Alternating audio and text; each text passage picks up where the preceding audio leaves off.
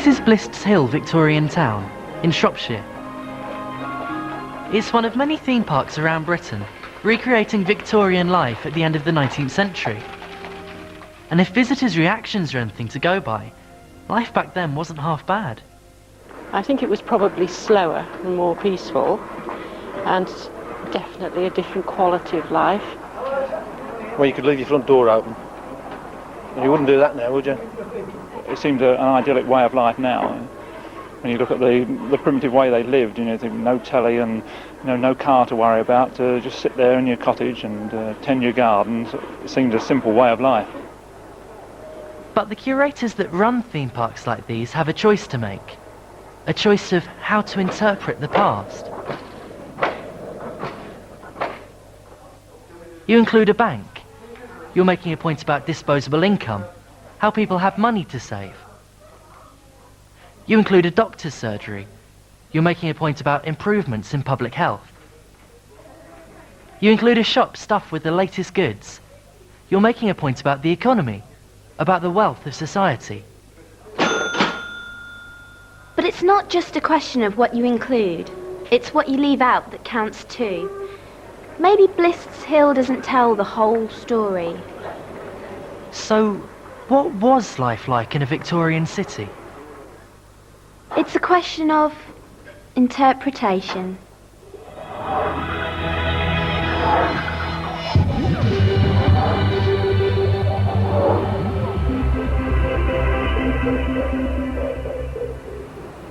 This is Manchester, a classic example of the Victorian city. Manchester emerged in the early decades of the Industrial Revolution, and at first it was just an ugly sprawl of factories and slums. Few back then denied how awful it was.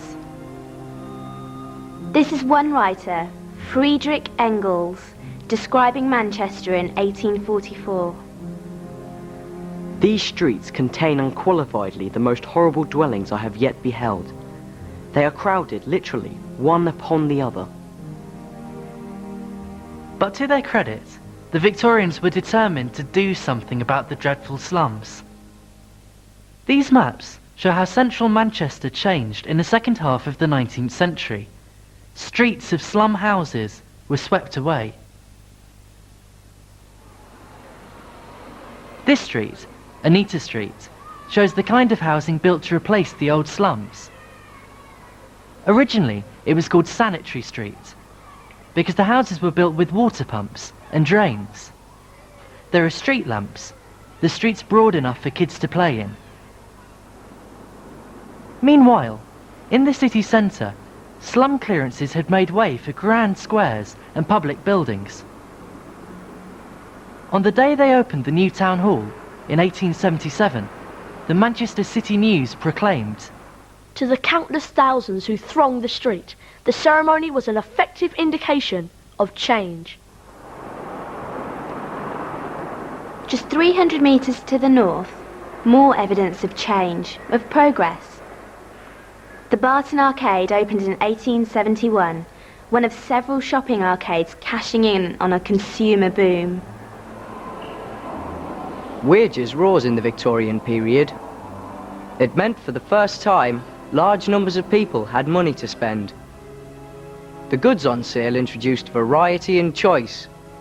Bicycles, sewing machines, all kinds of labour-saving gadgets, which left you more time to enjoy yourself. In Manchester, evidence of this increased leisure time is all around. Public parks and libraries free to the general public, and art galleries, and football clubs. Man U was founded in 1902. No wonder the city fathers were so proud. As one local writer declared at the end of the century, "Today, the city is entirely and satisfactorily modern." But if that's the whole story, then how do you explain these photographs?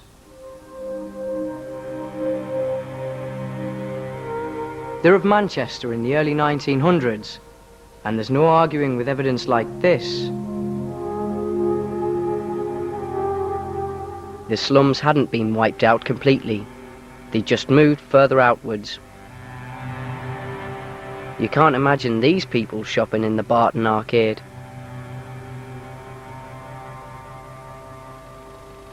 What about society in general? On average, had things got better? It's a hard question to answer, but the statistics make depressing reading.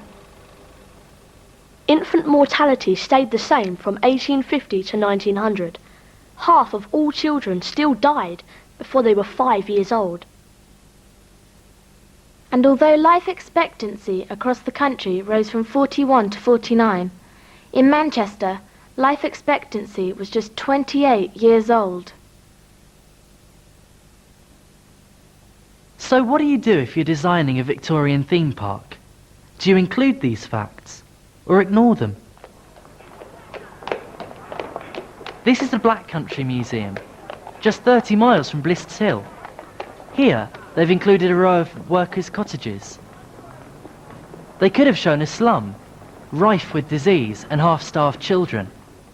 Instead, they chose to show the best kind of late Victorian workers' housing, similar to Anita Street in Manchester.